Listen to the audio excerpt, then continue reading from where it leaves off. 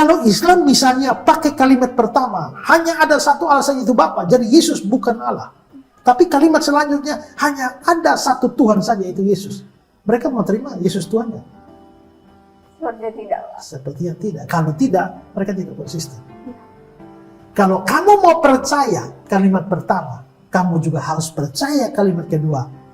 Dan kalau Islam pakai argumentasi ini, harusnya Islam juga percaya dan karenanya menerima Yesus sebagai satu-satunya Tuhan. Jawaban telak Pendeta Ezra Soru untuk Muslim, jika hanya ada satu Allah, berarti Yesus pasti bukan Allah. Benarkah demikian?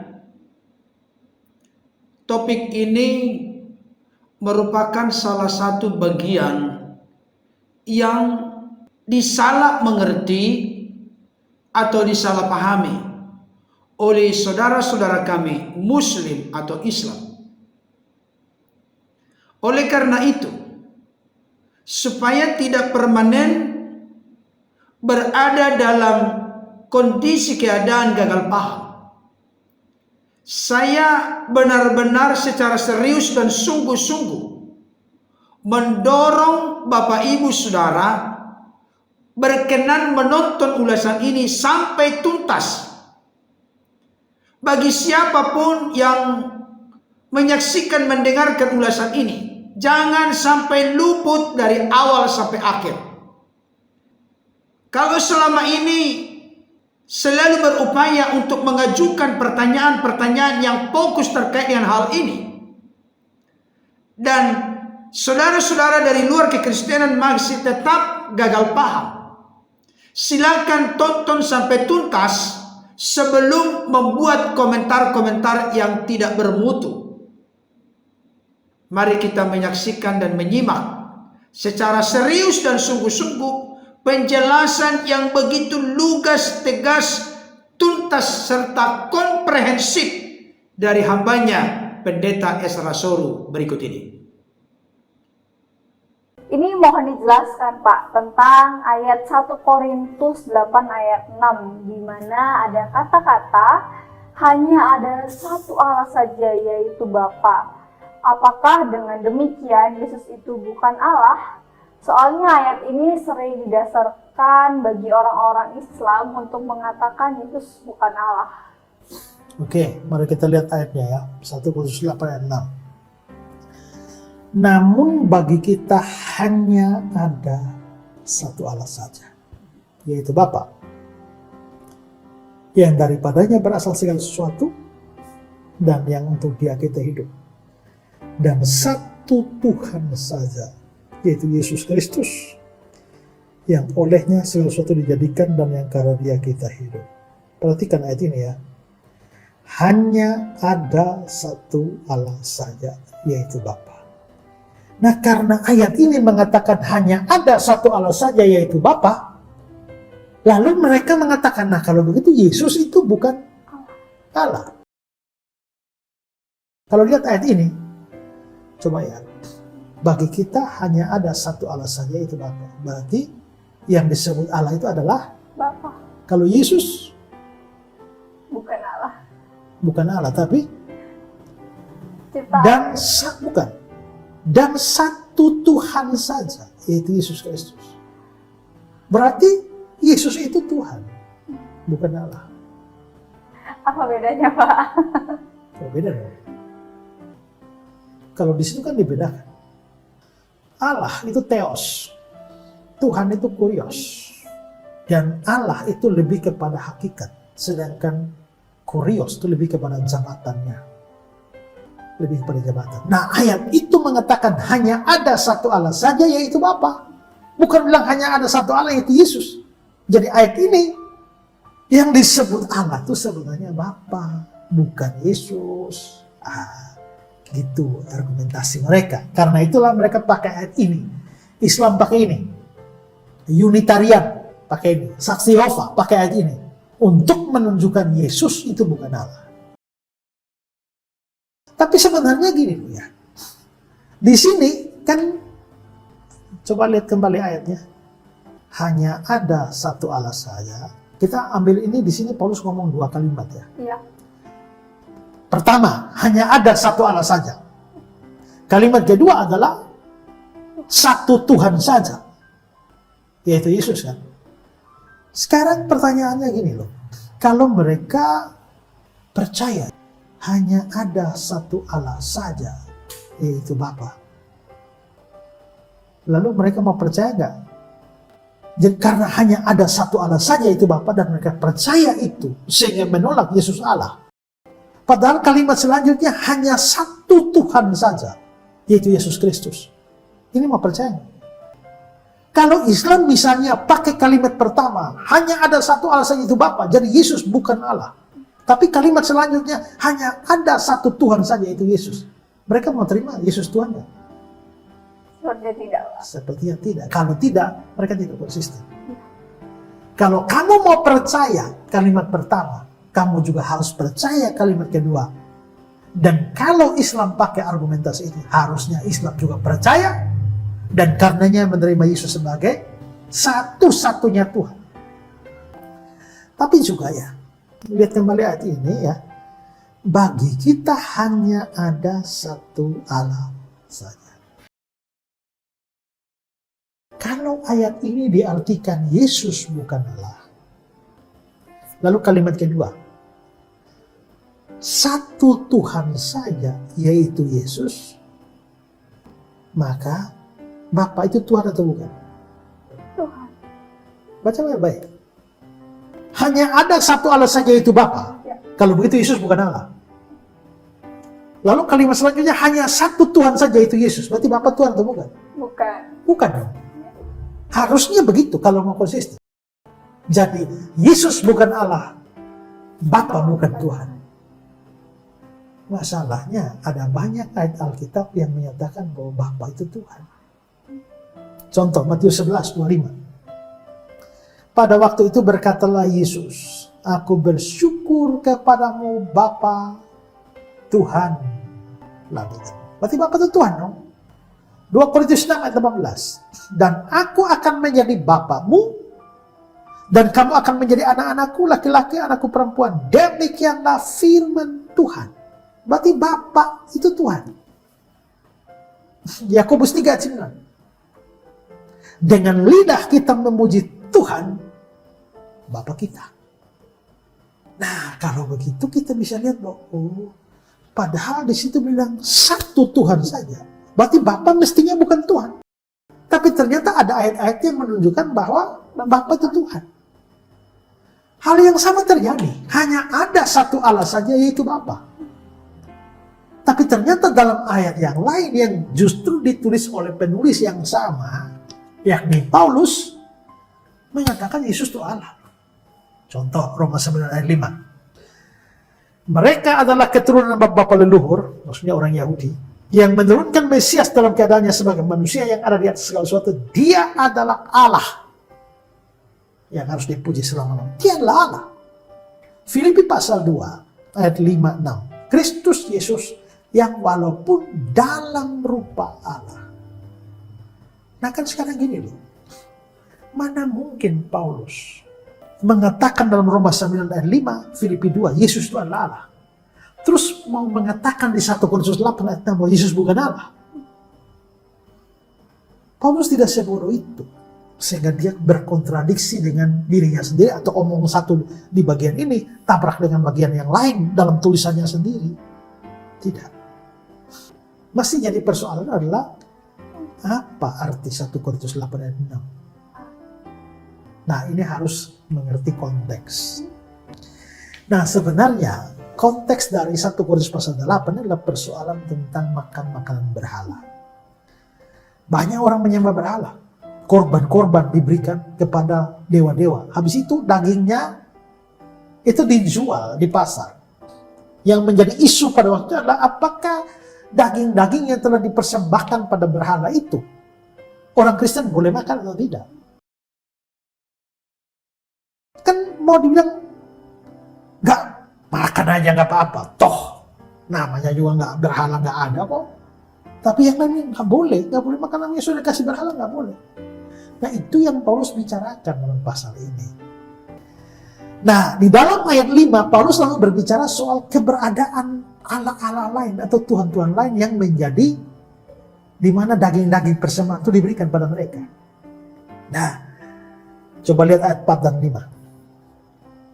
Tentang hal makan daging persembahan berhala, kita tahu tidak ada berhala di dunia dan tidak ada Allah lain daripada Allah yang esa. Sebab sungguh pun ada apa yang disebut Allah, baik di surga maupun di bumi, dan memang benar ada banyak Allah dan banyak Tuhan yang demikian. Ini mulai mengontraskan ini dengan iman Kristen. Dan selanjutnya kalau kita bisa lihat, coba kembali ke ayat ini ya, 1 Korintus 8 ayat 4 dan 5. Tentang hal makan daging persembahan berhala, kita tahu tidak ada berhala di dunia, tidak ada Allah lain. Jadi Allah lain itu ada nggak? Tidak ada. Tapi ayat 5, sebab sungguh pun ada apa yang disebut Allah. Ada nggak? Harusnya ada Pak, kalau dari... Kalau lihat ayat 4, tidak ada berhala di dunia, tidak ada Allah lain. Berarti nggak ada dong berhala tuh. Tapi ayat 5, sebab sungguh pun ada apa yang disebut Allah, baik di surga maupun di bumi, dan memang benar ada banyak Allah, banyak Tuhan. Jadi sebenarnya ada Allah atau tidak? Harusnya ada ya Pak. Tapi ayat 4 bilang tidak ada. Ayat 5 bilang ada. Apakah Paulus itu salah ngomong? Tidak. Tidak. Secara eksistensi, berhala itu tidak ada. Allah lain itu tidak ada. Tidak ada makhluk lain yang disebut sebagai Allah lain atau Tuhan, itu tidak ada. Walaupun itu tidak ada secara eksistensi, tapi itu ada dalam pikiran dan iman orang-orang kafir. Misalnya Hana menyembah ini, pohon ini sebagai Allah. Yang disebut Allah lain itu tidak ada, tapi ini ada dalam pikiran mereka, ada dalam imannya Hana. Nah, waktu ayat 4, Paulus bicara bahwa berhala itu tidak ada dalam realita. Tapi ayat yang kelima, memang ada Allah, apa yang disebut sebagai itu ada di dalam iman orang-orang kafir. Nah, setelah bicara bahwa orang-orang kafir itu ada Allahnya, ada Tuhannya, lalu dia lanjutkan ayat 6 yang menjadi persoalan. Namun bagi kita hanya ada satu Allah saja, yaitu Bapa. Dan satu Tuhan saja, yaitu Yesus. Itu berarti kata-kata Paulus dalam ayat 8, ayat 6, ini untuk melawan yang di ayat 5. Jadi, kalimat pertama hanya ada satu Allah saja, itu bukan untuk menyangkali kealahan Yesus. Itu untuk menolak Allah-Allah palsu di ayat 5. Dan kalimat kedua hanya ada satu Tuhan saja, yaitu Yesus, bukan untuk menyangkali ketuhanan Bapa, tapi untuk menolak Tuhan-Tuhan palsu di ayat yang kelima. Jadi kalau pakai ayat ini untuk menentang kealahan Yesus atau ketuhanan Bapa, maka jelas ini penafsiran yang out of context. Penafsiran dari orang yang tidak mengerti Alkitab dengan baik dan tidak mengerti maksud Paulus di sana. Kalau kita melihat seluruh Alkitab, untuk Bapa disebut Allah, disebut Tuhan. Untuk Yesus disebut Tuhan, disebut Allah. Kalau begitu, kita bisa mengatakan bahwa Yesus itu Tuhan dan Allah.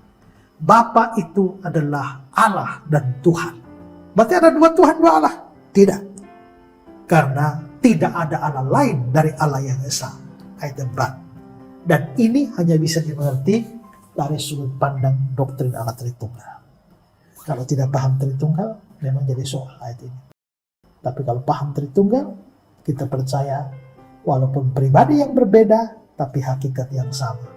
Adalah Allah dan juga Tuhan yang Esa. Baik Bapak Ibu Saudara, Saya akan menarik beberapa kesimpulan sekaligus memberikan satu contoh tentang gagal paham permanen dari orang-orang di luar Kristen yang merasa diri lebih tahu, lebih menguasai, lebih mengerti doktrin, ajaran kekristenan bertitik tolak dari data dan fakta Alkitab, tetapi sebenarnya meleset, menyimpang, keliru, salah, dan tidak seperti yang dimengerti, dipahami oleh orang-orang Kristen. Yang pertama, mencomot ayat dan membangun sebuah doktrin ajaran dari ayat yang dicomot tersebut. Dapat dipastikan doktrin ajaran yang dibangun tersebut akan salah, keliru, dan menyesatkan. Yang kedua, mengutip-ngutip ayat firman Tuhan atau Alkitab tidak dipahami sesuai dengan konteks dan maksud tujuan penulis, juga akan menimbulkan bangunan ajaran yang keliru dan menyesatkan. Yang ketiga, bagi kami orang-orang Kristen, Yesus itu disebut Tuhan, tidak meniadakan eksistensi keberadaan Yesus sebagai Allah. Demikian juga bagi orang Kristen, hanya ada satu Allah saja yang disapa dengan Bapa. Bukan berarti Allah itu bukan Tuhan. Allah itu disapa dengan Bapa. Di dalam data-data Alkitab, Allah juga disebut dengan Tuhan. Jadi bagi kami orang Kristen, jikalau Yesus itu disebut Tuhan, bukan berarti Yesus itu bukan Allah. Ungkapan-ungkapan yang demikian akan membuat pusing orang-orang yang di luar sana, karena mereka sudah menyimpulkan Allah lah Tuhan itu dan Tuhanlah Allah itu. Bagi kami orang Kristen tidak asing, Yesus itu Tuhan dan Allah. Bapa itu Allah dan Tuhan, tidak ada masalah, karena memang itu data-data dan fakta Alkitab. Tetapi berikutnya harus bisa membedakan secara cerdas. Bagi orang Kristen hanya satu Allah saja disapa dengan Bapa. Itu terkait dengan hakikat diri Allah. Tapi kalau Yesus itu disebut Tuhan, itu terkait dengan jabatan, gelar, kepenguasaan. Bagi orang Kristen, Yesus itu disebut Allah dalam eksistensi keberadaan sebagai firman.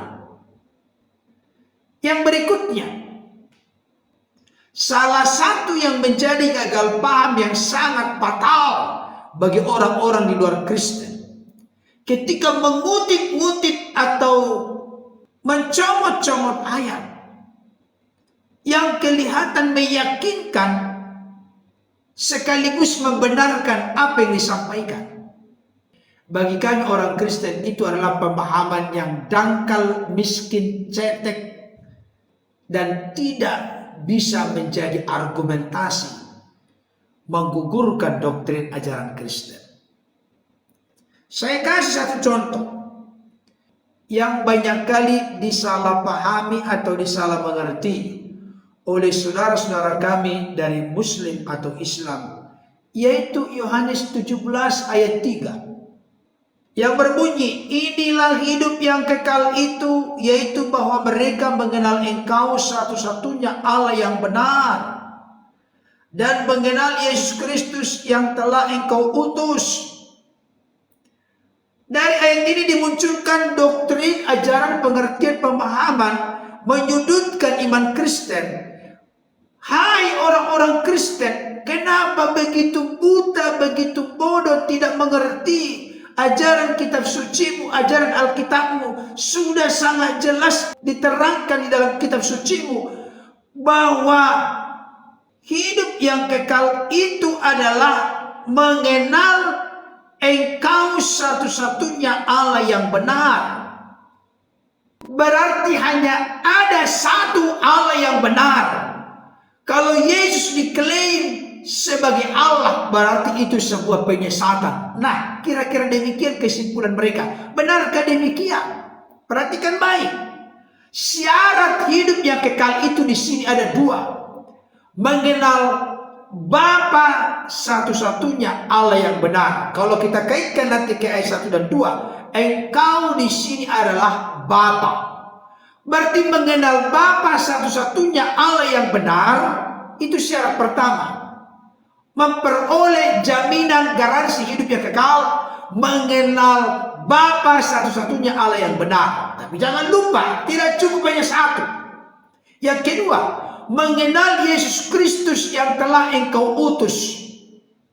Kalau Yesus Kristus di sini hanya sebagai manusia, nabi, rasul, utusan, seperti pengertian pemahaman dari saudara-saudara kami Muslim atau Islam, kenapa harus digandengkan, disejajarkan, disederajatkan? Hidup yang kekal harus melalui mengenal Allah satu-satunya Allah yang benar dan mengenal Yesus Kristus yang diutus oleh Bapa. Kalau sudah masuk kepada kata yang diutus, saudara-saudara kami dari luar Kristen akan mengartikan hanya manusia biasa, hanya nabi, rasul, utusan. Saya sudah berulang-ulang menegaskan dan menyampaikan kepada kita, Yesus itu adalah utusan yang keluar datang dari Allah. Yohanes 8 ayat 42. Yesus itu adalah utusan yang turun dari sorga. Yohanes 6 ayat 38. Berarti kalau disebut utusan yang keluar dan datang dari Allah, utusan yang turun dari sorga, itu tidak berbicara tentang keadaan fisik manusia Yesus yang dilahirkan oleh Bunda Maria dan 33,5 tahun ada di dunia ini. Tidak. Tapi itu berbicara tentang keadaan Yesus sebagai yang ilahi, sebagai firman yang keluar dan datang dari Allah ke tengah-tengah dunia.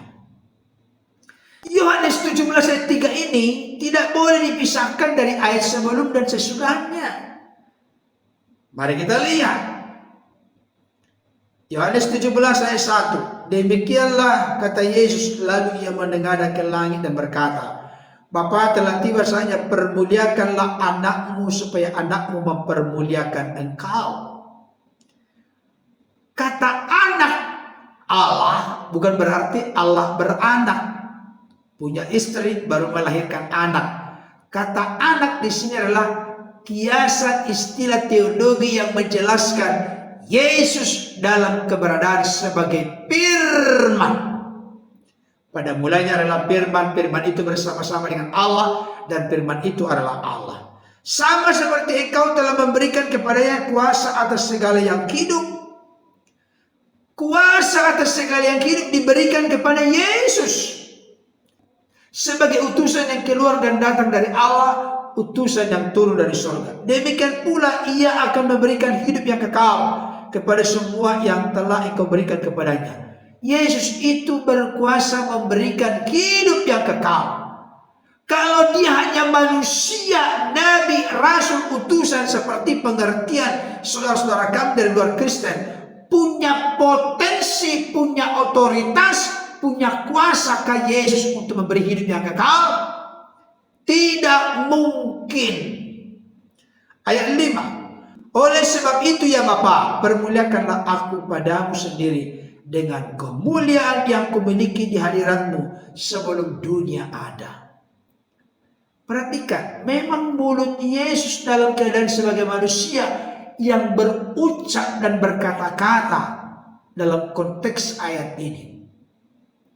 Tetapi kalau kita meneliti, mencermati kandungan dan isi dari perkataan Yesus, mau menunjukkan bagaimana mungkin Yesus kalau hanya dalam keadaan sebagai manusia telah memiliki kemuliaan di hadirat Bapa sebelum dunia ini ada atau sebelum dunia dijadikan. Berarti itu terkait dengan pra-eksistensi Yesus sebagai firman. Dan jangan lupa, kenapa orang-orang Kristen mempercayai bahwa Yesus itu adalah Allah? Tentu dalam keberadaan sebagai firman yang ada dalam diri Allah sejak kekal.